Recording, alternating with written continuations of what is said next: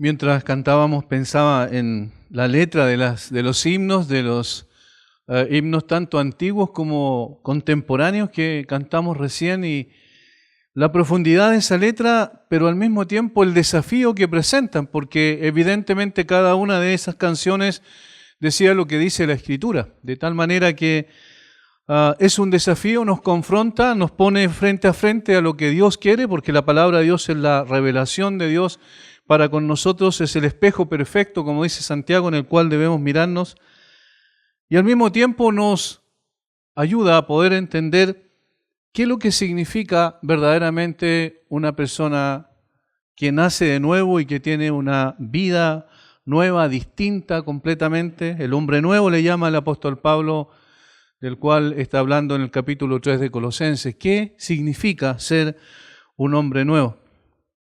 La Biblia presenta a Cristo aquí en esta misma carta como la imagen de Dios. Él es la imagen del Dios invisible, dice el apóstol Pablo en el capítulo 1, versículo 15.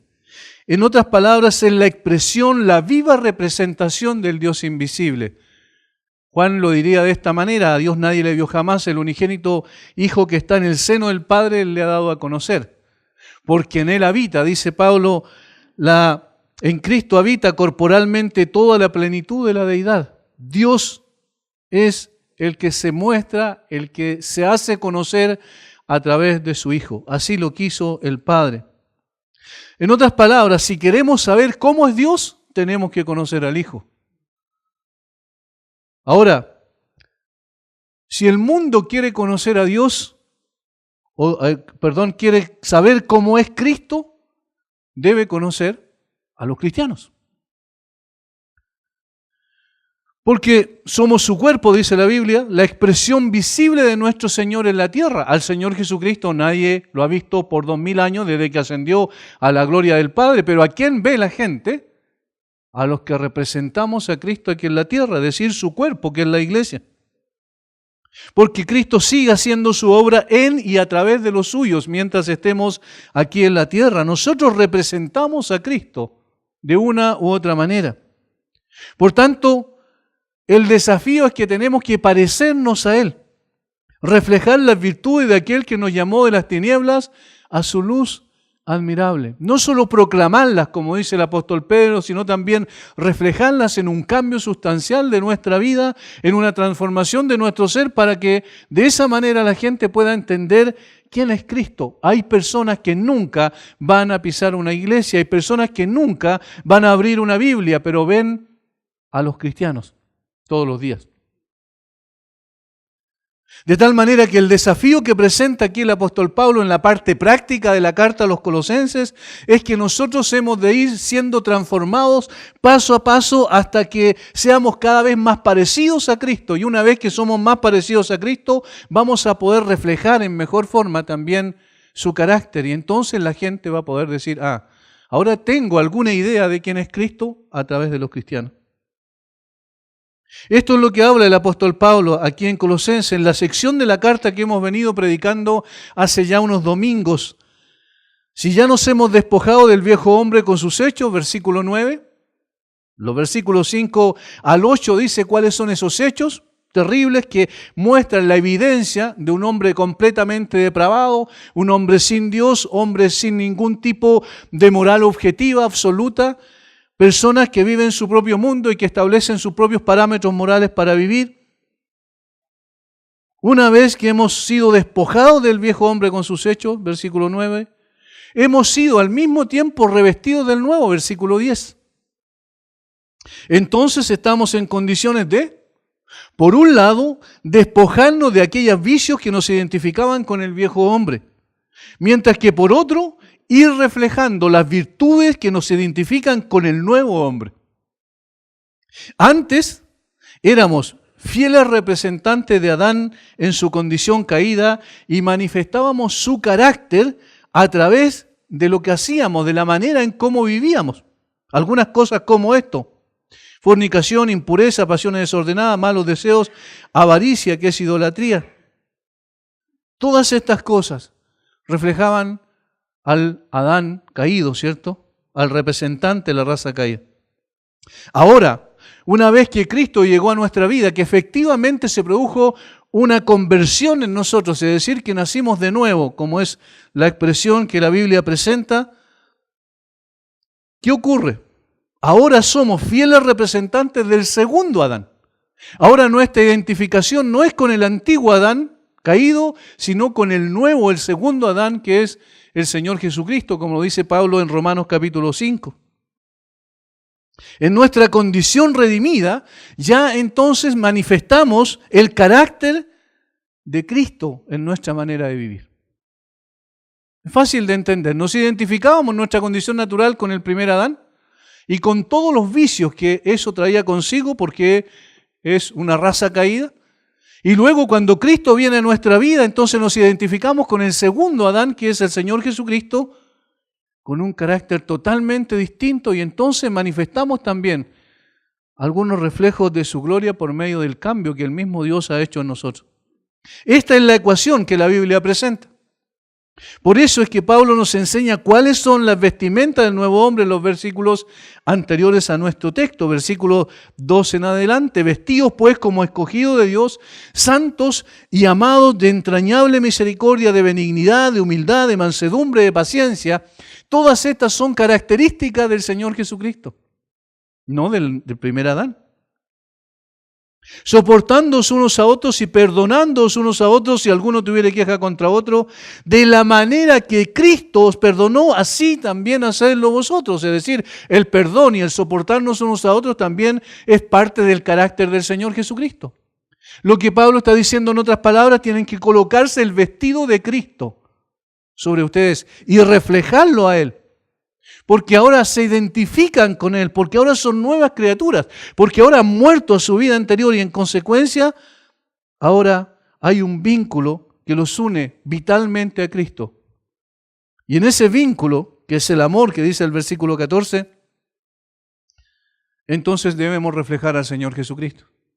Para que la gente conozca a Cristo necesitamos vivir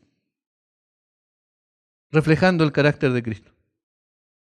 De esta manera las personas que nunca entrarán a una iglesia pueden leer en nuestra vida y saber cómo es Jesús.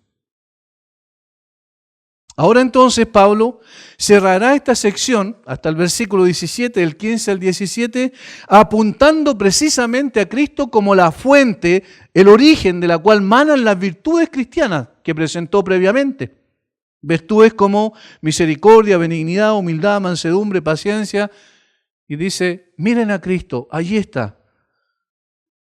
Allí podemos encontrar estas virtudes y podemos reflejarlas también en nuestro modo de vivir. Cristo es el que nos da los recursos para vivir manifestando su carácter.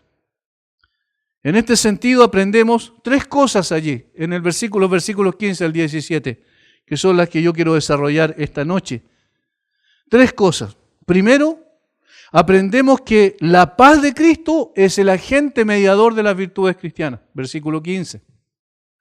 En segundo lugar, aprendemos que la palabra de Cristo es el poder dinámico para manifestar las virtudes cristianas, versículo 16.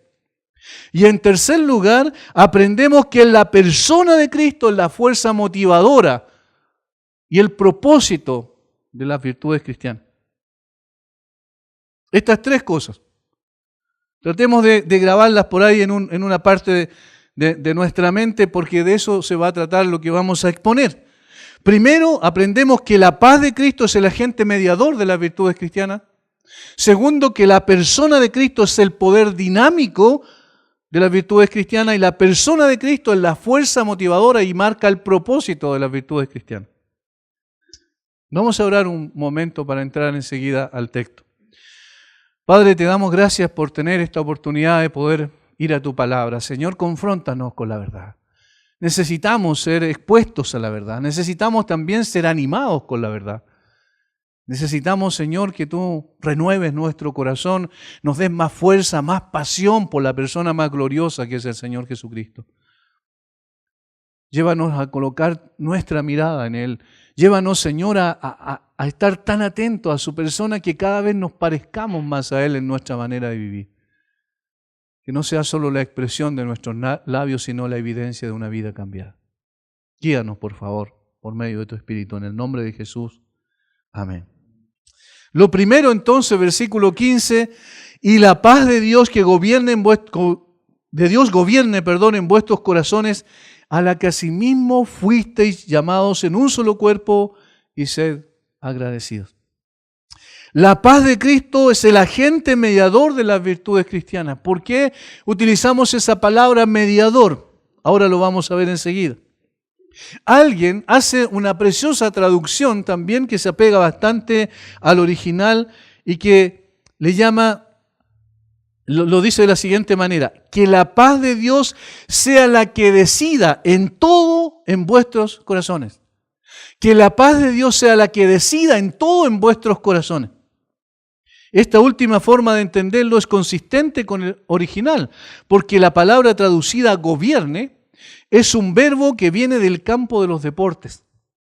Es la palabra que se refiere al árbitro que decide las cosas discutibles. En la antigüedad habían juegos olímpicos y juegos ísmicos también, dos de los juegos más importantes. Uno se realizaba en Atenas normalmente y el otro en Corinto. Y estos juegos habían jueces, obviamente, y el juez, el que definía, el que determinaba en una pugna, ¿cierto?, en cuanto a quién fue el que llegó primero o el que era el ganador, era el árbitro. Y ese árbitro es al que se refiere aquí, utilizando esta metáfora del apóstol Pablo para poder hacernos entender a qué se está refiriendo. En este sentido, entonces, aplicado a lo que Pablo está diciendo acá, es la paz de Cristo el árbitro, cuya decisión es perfecta y a ella debemos atender cuando nos encontramos en la disyuntiva de tomar una decisión. Pablo nos coloca en la siguiente situación: cuando estamos en dos decisiones, dos cosas que debemos decidir, es decir, cuáles son los caminos que vamos a tomar frente a una situación específica. Tenemos dos opciones, ¿qué vamos a hacer? Y entonces dentro de nuestros corazones, por eso Pablo habla del corazón, que gobierne en vuestros corazones, estamos pensando, meditando, reflexionando, analizando las dos posiciones. ¿Cuál es la decisión que vamos a tomar? Y entonces Pablo dice una cosa interesantísima. Dice que cuando eso ocurra tenemos que atender al árbitro. ¿Y cuál es el árbitro? La paz de Cristo. La paz de Cristo. En otras palabras, el creyente ya tiene el privilegio de gozar de la paz de Dios, porque en Cristo ha sido hecha esa paz por medio de la reconciliación que Él obró por su propia sangre en la cruz. Justificados pues por la fe tenemos paz para con Dios, ya tenemos paz para con Dios. Un verdadero creyente le ha sido solucionado el gran problema, el problema del pecado que lo enemistaba con Dios cuando éramos extraños y enemigos en nuestra mente y en nuestras obras, en la manera en que vivíamos, dice el apóstol Pablo en el capítulo 1 de esta misma carta. El Señor, mediante la sangre de su cruz, hizo la paz. Hizo la paz, como decía Job en el Antiguo Testamento: ¿dónde encontraré a alguien que coloque su mano sobre mí y su mano sobre ti? Le decía a Dios, para que medie entre nosotros. Y ese mediador vino. Y ese mediador murió en la cruz. Y ese mediador murió en nuestro lugar. Y ese mediador quitó el problema del medio, que era el pecado. Y ese mediador entonces nos unió a Dios de una manera indisoluble para siempre.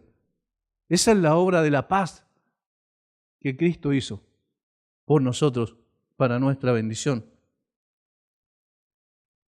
Tenemos paz para con Dios por medio de nuestro Señor Jesucristo. Esa paz ya está absolutamente asegurada, es un hecho definitivo en la historia y ocurre en el momento en que el Espíritu Santo nos convence de pecado, nos lleva a los pies de Cristo y entonces clamamos a Él desesperadamente por salvación. Allí, en ese mismo momento, se opera esta paz que ya Cristo hizo en la cruz, viene a ser una realidad en nuestra vida. Esta es una paz. Este es un hecho. Pero de esta paz se deriva una consecuencia lógica. ¿Cuál es la consecuencia? La consecuencia es un estado de descanso, tranquilidad y seguridad del que disfrutamos, gracias a esa paz que Cristo obró por nosotros en la cruz. Ahora, esta segunda consecuencia, esta situación o este estado de descanso, tranquilidad y seguridad del que disfrutamos puede verse perturbada por algunas situaciones de la vida. Y esta perturbación, digamos, es la que permite que no siempre disfrutemos de la paz de Dios. Tenemos paz con Dios, pero no siempre disfrutamos de la paz de Dios. Ahora, Pablo dice, la paz de Cristo gobierne en vuestros corazones, sea el árbitro en vuestros corazones. ¿Por qué la paz de Cristo? Porque es traída a nosotros por medio de Él. Debe ser quien dirima en aquellas cosas que debemos decidir y que muchas veces nos confunden. Debe ser el Señor, su paz, la que gobierna en nuestros corazones, la que reina en nuestros corazones, la que decida definitivamente. Es decir, ahora entonces estamos frente a la posibilidad de tener a alguien que nos guíe y nos conduzca, que nos ayude a tomar la decisión correcta en medio de un dilema frente a una situación donde tenemos dos o más posibilidades de decidir. William Barclay resume muy bien lo que esto significa en la práctica. Él dice lo siguiente: si la paz de Cristo es el árbitro en nuestro corazón, entonces, cuando los sentimientos estén en conflicto y nos sintamos impulsados en dos sentidos opuestos, la decisión de Cristo nos mantendrá en el camino del amor y la iglesia se mantendrá como el cuerpo que está destinado a ser. El camino del recto proceder es nombrar a Jesucristo árbitro entre las emociones conflictivas de nuestro corazón. Y si aceptamos sus decisiones, no erraremos. A ver, coloquémoslo en palabras mucho más simples todavía. Cuando estamos en la disyuntiva frente a una situación para tomar una u otra decisión, ¿dónde tenemos que fijar la mirada para saber qué decisión es la que tenemos que tomar? En la persona de Cristo.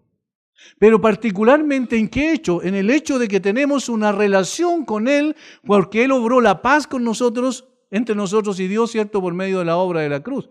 Y entonces lo que nosotros queremos, ese es el punto, para decidir, saber, estar seguro de esa situación, de que somos hijos de Dios, que tenemos una relación con Él, que tenemos una comunión con Él, y entonces queremos mantener esa paz con Cristo.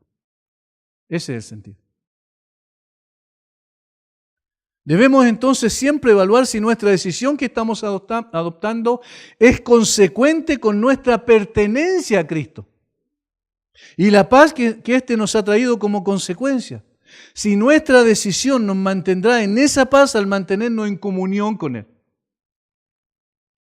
Entonces, ¿qué tengo que hacer, pastor, frente a esta o esta otra situación? Haz lo que honre tu relación con Cristo. ¿Cómo? ¿Qué decisión debo tomar, por ejemplo, cuando voy a ver la posibilidad de escoger una carrera para estudiar? ¿En base a qué voy a escoger esa carrera para estudiar? ¿Cuál va a ser la decisión que voy a tomar? Tengo dos opciones, pero ¿cuál debo decidir? Bueno, la que mantenga siempre esa paz con Cristo, en esta unión con Él. Tu buena comunión con Él, tu buena relación con Él. Por ejemplo, sabemos que Él es santo y esta es la razón por la que debemos buscar la santidad. Es nuestra unión con Cristo la que nos impulsa a tomar cualquier decisión para preservar nuestra buena relación con Él. Por eso es árbitro, es el que dirime, es el que determina. Señor, yo quiero hacer esto, pero cuando yo veo eso y el Señor me dice, pero según mi palabra tú tienes que hacer esto otro. Él es el árbitro, Él es el que tiene la última palabra, es Él el que dirime esta situación. Y entonces yo digo, Señor, yo quisiera hacer eso, pero no voy a hacer eso, voy a hacer lo que tú quieres. Porque de esa manera yo preservo mi paz contigo. Miren cómo lo dice el apóstol Pablo a los Corintios en su primera carta, en el capítulo 6, versículos 17 a 18, respecto a alejarse de ciertas cosas que contaminaban obviamente la vida del creyente, en el contexto de una exhortación a la santidad. La pureza de vida es la que tienen que decidir siempre los creyentes frente a estas dos situaciones. Pero el que se une al Señor, dice, un espíritu es con Él. Fíjense, la relación. 1 Corintios 6, 17 y 18. Pero el que se une al Señor, un espíritu es con Él. Y entonces consecuencia es huir de la fornicación. ¿Lo ven? Si estás unido a Cristo, no te puedes unir al pecado. Eso es lo que está diciendo. Como veíamos en la mañana, es totalmente incompatible la justicia con la injusticia. Y entonces aquí está el punto. Si vas a decidir respecto a una situación determinada y tienes dos opciones, escoge siempre la que te mantenga en esa unidad y disfrutar de esa paz que tienes con el Señor Jesucristo. Como estás unido al Señor, entonces huye de la fornicación, porque no te puedes unir a otro. Cuando tenemos en cuenta este principio, mantenemos la paz con Cristo, la paz de Cristo, y como consecuencia la paz en nuestro corazón también. Al mismo tiempo que procuramos esa misma paz en nuestro contexto. Fíjense cómo continúa diciendo el apóstol Pablo. Y la paz de Dios gobierna en vuestros corazones, a la que asimismo fuisteis llamados en un solo cuerpo. Es decir, cuando el creyente realmente toma decisiones en función de esa relación que tiene con el Señor Jesucristo, mantiene la paz con el Señor, puede disfrutar de esa tranquilidad que le da el hecho de saber que está actuando en la voluntad del Señor, pero al mismo tiempo esto también abarca a la gente que está alrededor mío. Y aquí habla del cuerpo y evidentemente se tiene que referir no a otra cosa que a la iglesia. Es decir, cuando los creyentes individualmente tomamos buenas decisiones porque estamos en consulta con nuestro Señor, porque sabemos que Él es el que en definitiva tiene que gobernar nuestra vida, entonces eso contagia a los demás, bendice a los demás. Personalmente, actuamos en forma correcta y eso también se manifiesta en forma colectiva. Ahora, hermanos, ¿qué es lo que hacemos normalmente? ¿Esa es la forma en que actuamos? Miren, este es el reflejo del nuevo hombre. El nuevo hombre actúa en función de la voluntad de Dios y la voluntad de Dios está expresada en su palabra. Y la palabra nos dice que debemos nosotros parecernos a Cristo. Y en la medida en que más nos parecemos a Cristo, más disfrutamos esa paz con Él. Y eso también nos aleja más del pecado. Tenemos una consecuencia positiva para nosotros y para todas aquellas personas que también están alrededor de nosotros.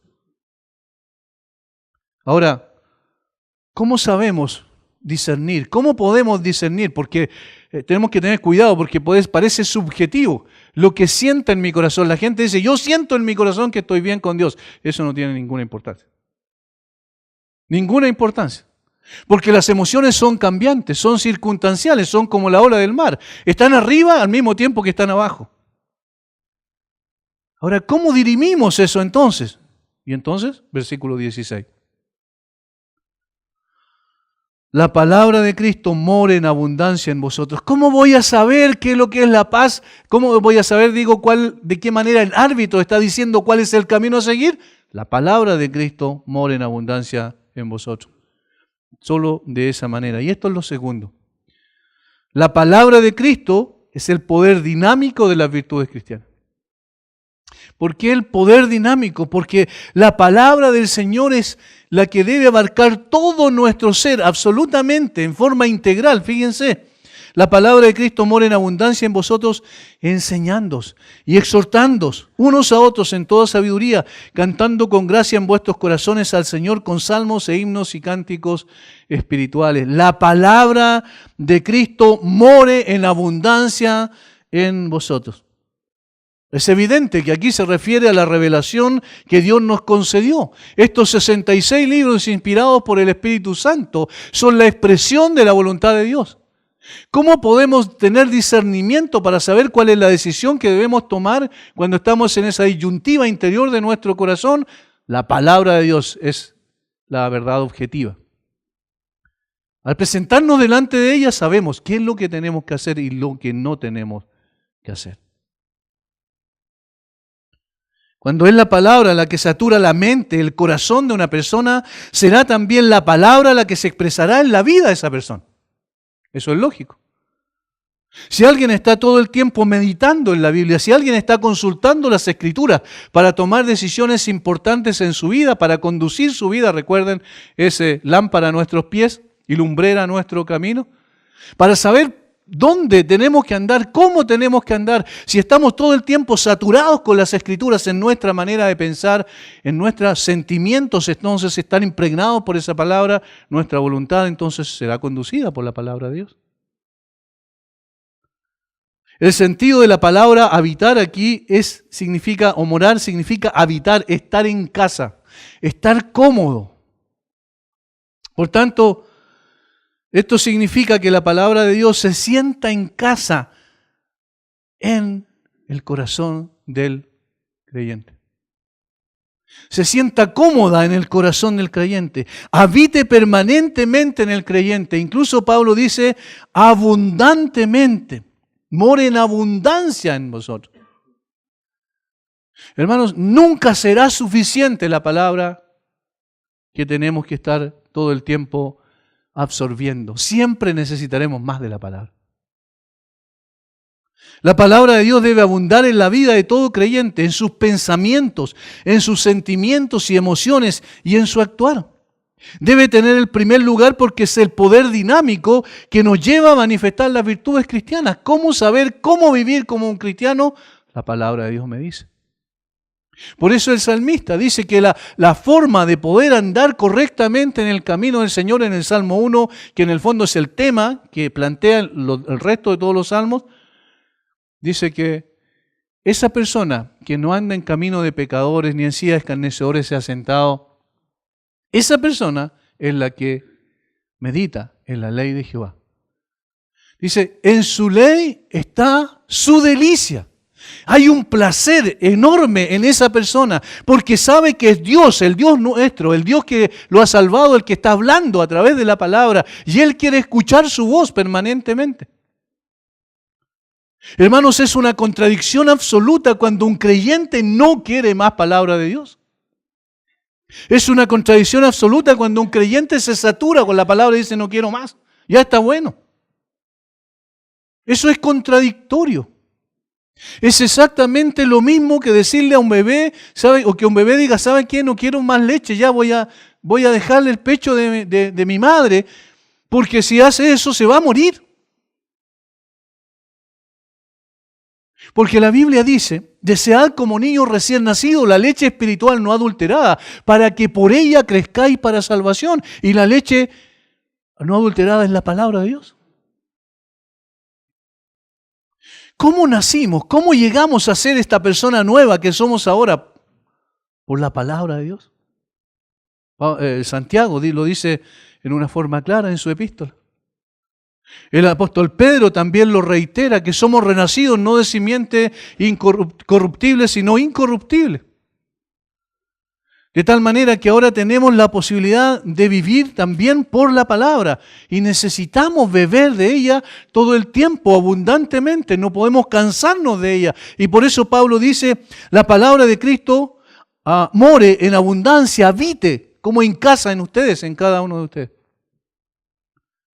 Lamentablemente, en la medida en que pasa el tiempo, la gente parece que ya fuera diciendo, ya no más, no necesito tanta palabra.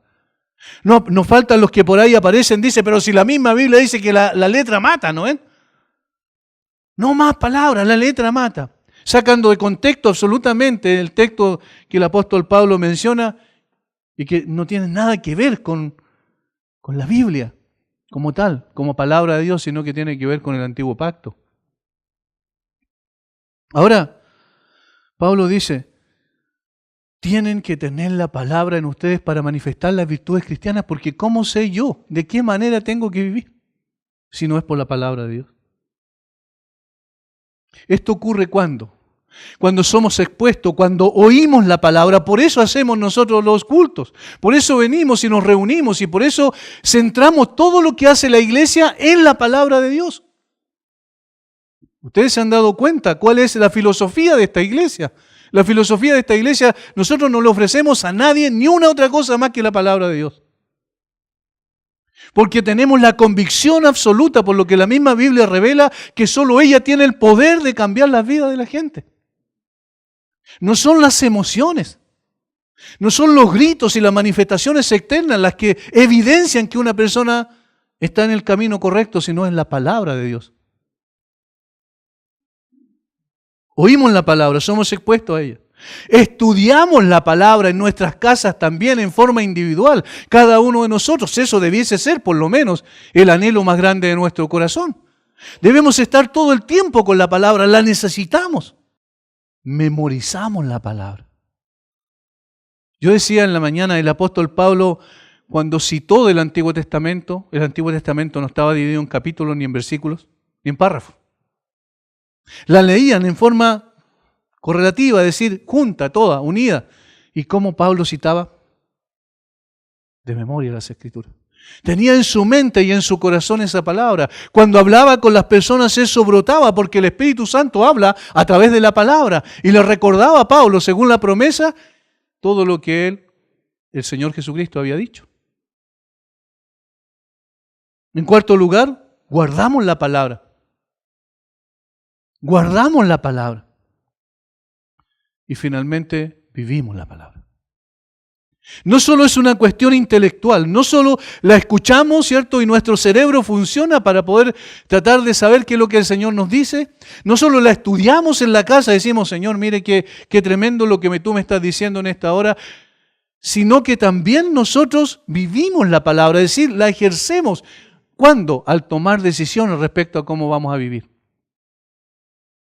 Al tomar decisiones, ¿cuál debe ser la disciplina que hemos de aplicar a nuestros hijos en la casa? Al tomar decisiones respecto a cuál es el camino que deben seguir ellos, poniendo restricciones en función de la palabra de Dios. La vivimos también en nuestras propias vidas, porque de lo contrario nuestros hijos dirían que somos unos hipócritas. Es decir, vivimos en la casa y vivimos en todas partes como un cristiano debe vivir, manifestando las virtudes cristianas, porque la palabra de Dios es la que nos conduce por ese camino. Entonces, un creyente que vive en esta dinámica es una persona, miren, llena del Espíritu Santo. ¿Saben por qué decimos eso? Porque esa es la verdadera llenura del Espíritu Santo. Una persona llena del Espíritu Santo está llena de la palabra de Dios. ¿Por qué? Porque la palabra de Dios fue inspirada por el Espíritu Santo. Por tanto, actúa en y por medio de la palabra para guiarnos, usa la palabra para santificarnos, usa la palabra para moldearnos, usa la palabra para confrontarnos, usa la palabra para exponer nuestro pecado y usa la palabra para quitar también nuestro pecado. Somos fortalecidos, transformados, somos llevados a parecernos cada vez más al Señor Jesucristo cuando dejamos que more en abundancia la palabra en nosotros. ¿Cómo limpiará el joven su camino? Con guardar su palabra. Santifícalos en tu verdad, tu palabra es verdad. Ser llenos del Espíritu Santo es lo mismo que decir que estamos bajo el control del Espíritu Santo. Una persona que diga que tiene la llenura del Espíritu Santo porque habla en una lengua ininteligible o da gritos extraños o se convulsiona en el suelo en forma incontrolable, no sabe lo que dice. Cuando dicen, esta es la manifestación del Espíritu Santo, eso es absolutamente falso. ¿Por qué? Porque aquel que es lleno del Espíritu está lleno de la palabra de Dios y en ninguna parte de las Escrituras dice que estas son manifestaciones del Espíritu. Muéstrennos con la Biblia eso. ¿Dónde pueden afirmarse? ¿Cuál es el fundamento que tienen? No hay ningún fundamento al respecto y por eso entonces entendemos que en definitiva lo que está diciendo la Biblia es que una persona que es controlada por el Espíritu Santo es una persona que está llena de la palabra de Dios. Y hace la voluntad de Dios. Además de que la palabra mora en abundancia en nosotros, dice Pablo, también la palabra nos enseña con sabiduría. Versículo 16. Enseñándoos. ¿Y quién nos enseña? La palabra. Instruido, ¿con qué? Con la palabra. Redarguido, ¿con qué? Con la palabra. Convencido, ¿con qué? Con la palabra. Eso es lo que dice Pablo a Timoteo. Reprendido con la palabra. Redarguye, reprende, exhorta. La palabra de Dios es viva y eficaz. Y penetra hasta lo más profundo de nuestros sentimientos, nuestros pensamientos más íntimos. Nos expone, pero luego que nos expone, nos lleva a la cruz otra vez para decir, bueno, Cristo pagó por ti y por todos tus pecados. Nos enseña, nos instruye con sabiduría. Imparte la verdad tal como fue revelada. Segundo, la palabra también nos exhorta con sabiduría. Enseñándoos y exhortando. Si esta palabra tiene el sentido de reprender, esta palabra tiene el sentido de confrontar. Esto significa que además de transmitir información, enseñanza acerca de la verdad, también confronta con la palabra. Advierte a las personas de las consecuencias de su conducta. Si sigues ese camino, vas a tener problemas serios con Dios. Si estás alejándote de la verdad, si estás tomando tus propias decisiones de acuerdo a tu propio corazón egoísta, vas a tener problemas, vas por un camino equivocado.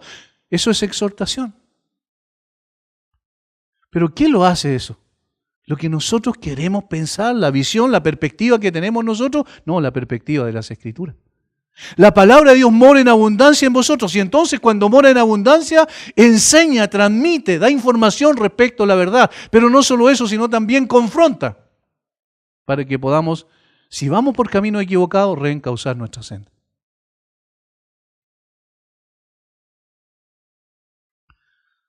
Advierte a las personas de las consecuencias de su conducta.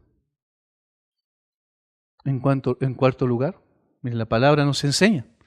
La palabra, en tercer lugar, la palabra nos enseña, la palabra nos exhorta, pero también la palabra hemos de cantarla. ¿Por qué? Porque esto también apela a nuestras emociones y por eso nosotros alabamos al Señor por medio de la adoración congregacional. Dice enseguida, cantando con gracia en vuestros corazones. ¿Pero cuál es el contexto? ¿Cantando qué? Cantando la misma palabra. Salmos, cánticos, himnos espirituales. Cuando la palabra mora en abundancia en nosotros, afecta a nuestras emociones. Por esta razón cantamos como respuesta a lo que Dios ha hecho por nosotros. Es maravilloso, hermano, porque ¿cómo nos enteramos de que Cristo vino y murió por nosotros? Por la palabra. ¿Cómo nos enteramos que Él resucitó y venció la muerte? Por la palabra. ¿Cómo nos enteramos que creyendo en Él tenemos vida eterna? Por la palabra. Y entonces, ¿qué es lo que produce eso como consecuencia? ¿Cuál es la respuesta frente a esa verdad? Adoración. Queremos alabarlo. Pero cuando a alguien le pregunten, ¿y por qué estás cantando a Dios? ¿Por qué estás cantando a Cristo? Y uno dice, bueno, porque Cristo murió por mí. Porque pagó por mis pecados, ¿me entienden?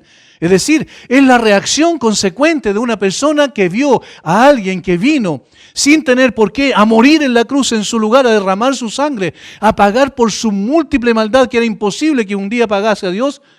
Y entonces nos sacó de allí y nos trasladó al reino de su amado Hijo. Y ahora yo quiero alabarlo. Ahora yo quiero cantar a Él. Nuestras emociones son afectadas. Es una respuesta consecuente. Lo alabamos con gratitud porque nos ha visto con compasión y ha derramado su gracia salvadora sobre nuestros corazones. Señor, ¿cómo? ¿Por qué me salvaste a mí? No puedo dar respuesta a eso, solo puedo mirar a Cristo y decir porque tú así lo quisiste, nada más. Y eso despierta mis emociones. Y entonces quiero adorarlo. Y entonces quiero honrarlo. Esta alabanza se expresa en salmos, himnos y cánticos espirituales y requiere de una concordancia, fíjense. ¿Por qué dice en vuestros corazones? ¿Quiere decir que no podemos alabar con nuestros labios? No, sino que está diciendo que lo que alabamos con nuestros labios debe ser coincidente con lo que hay en nuestros corazones. No debe ser la expresión externa simplemente para que otros me vean qué espiritual soy, sino que debe ser mi deseo de adorar a ese Señor maravilloso porque yo tengo una gratitud personal con Él. Y entonces lo que sale por mis labios es la expresión de mi corazón. En vuestros corazones, con salmos, con himnos, con cánticos espirituales. Si la palabra de Dios mora en abundancia en nosotros, en nuestros corazones, entonces somos enseñados por la palabra y enseñamos con la palabra. Somos confrontados con la palabra y confrontamos con la palabra. Cantamos la palabra y contagiamos a otros para que juntos con nosotros cantemos al Dios vivo y verdadero. Miren, cuánta importancia tiene eso. Y entonces eso expresa a los demás, al incrédulo. Incluso entra un incrédulo y ve que estamos cantando al Dios vivo y verdadero en orden, según lo que la Biblia dice, que hagamos todo decentemente y en orden, ¿recuerdan? Porque así honramos al verdadero Dios. Y la gente dice, hay algo especial en estas personas. Son distintas. No están luchando y viviendo para cosas intrascendentes de esta vida, sino que tienen su corazón puesto más allá. ¿Por qué adoran a Dios? Porque lo conocemos, porque conocemos a Jesucristo. Porque lo amamos, porque Él nos amó primero.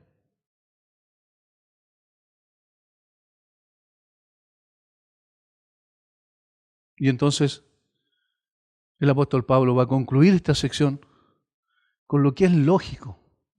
Fíjense, y todo lo que hacéis, sea de palabra o de hecho, hacedlo todo en el nombre del Señor Jesús, dando gracias a Dios Padre por medio de Él.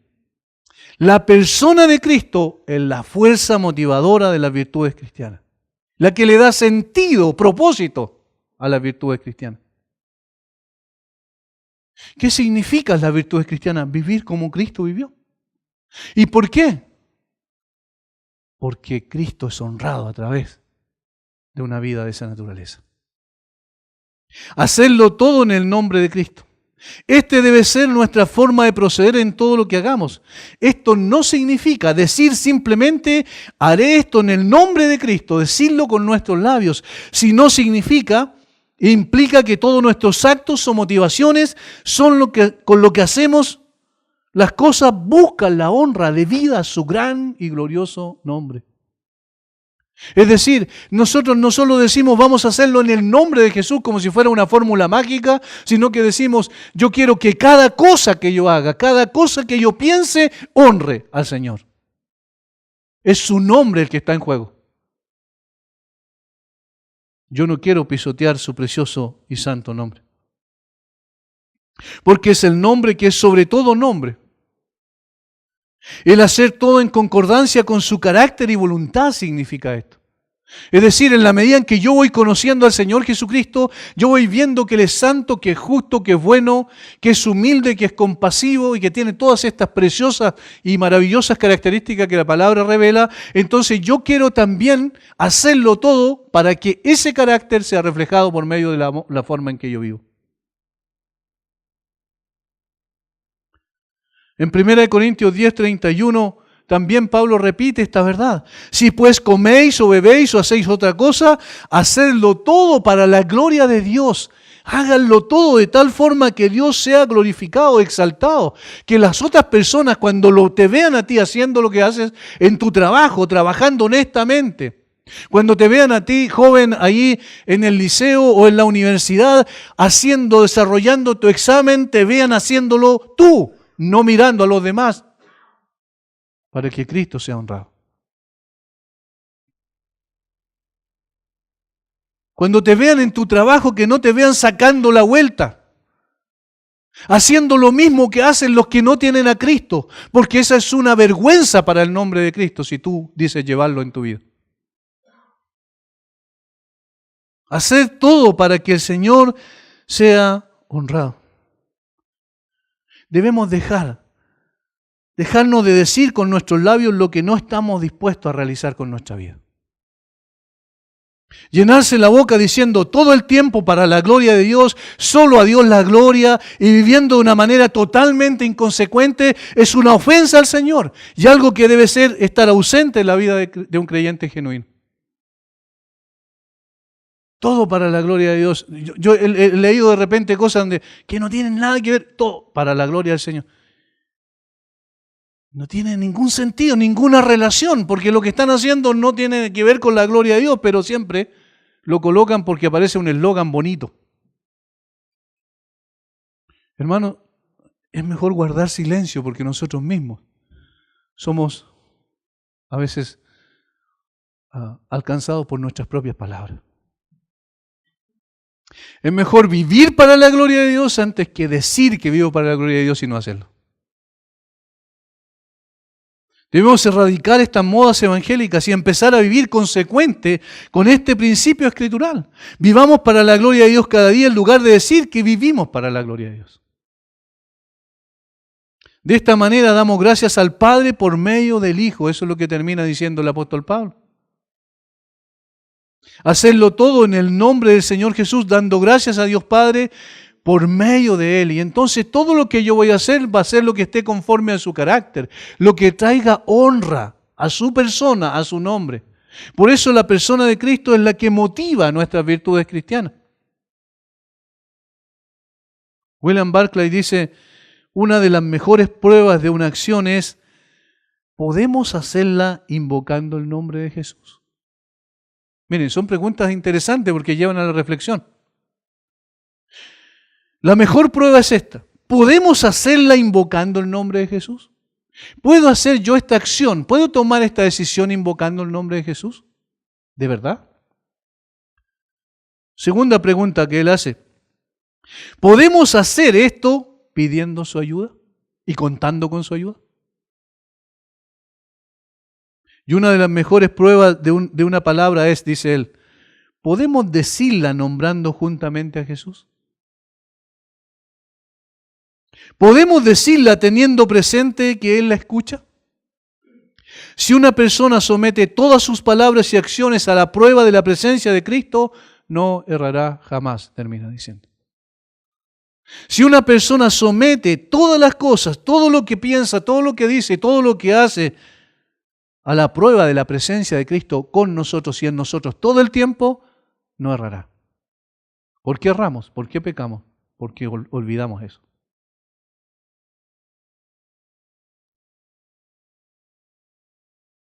¿Por qué vivir y manifestar las virtudes cristianas? Porque esa es la manifestación de Cristo. Nosotros somos la representación de Cristo en la tierra.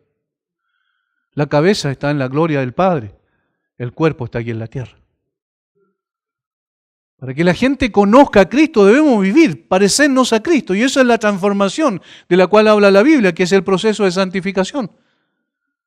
Pero necesitamos contar con un árbitro, que es la paz de Dios o la paz de Cristo, que nos diga, nos ayude a entender y a discernir cuál es el camino que tenemos que tomar y atender a lo que Él dice. Y eso lo hacemos ¿cómo? Por medio de la palabra de Dios, cuando somos saturados por la palabra de Dios. Y entonces aprendemos que debemos vivir para que el nombre del Señor sea honrado en todo momento y en toda circunstancia. Y de esa manera estamos levantando nuestra acción de gracias a Dios Padre por medio de Cristo.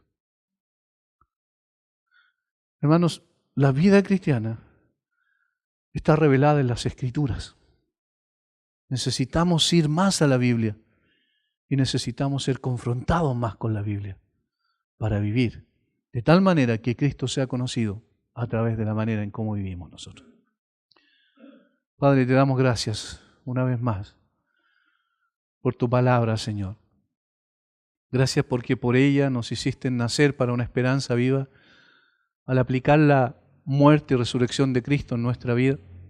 Gracias porque por ella nos alimentas, nos confrontas, nos consuelas, nos alientas, nos fortaleces y nos corriges. Y gracias, Señor, porque por tu palabra también entendemos que hemos de vivir honrando tu nombre. No vivimos, no iluminamos con luz propia porque la luz es tuya, pero necesitamos que esa luz se refleje en nosotros para que otros te conozcan, Señor, y lleguen a conocer al maravilloso Señor que hemos conocido por gracia. Alabamos tu nombre, Padre, bendice a cada uno de mis hermanos. En el nombre de Jesús. Amén.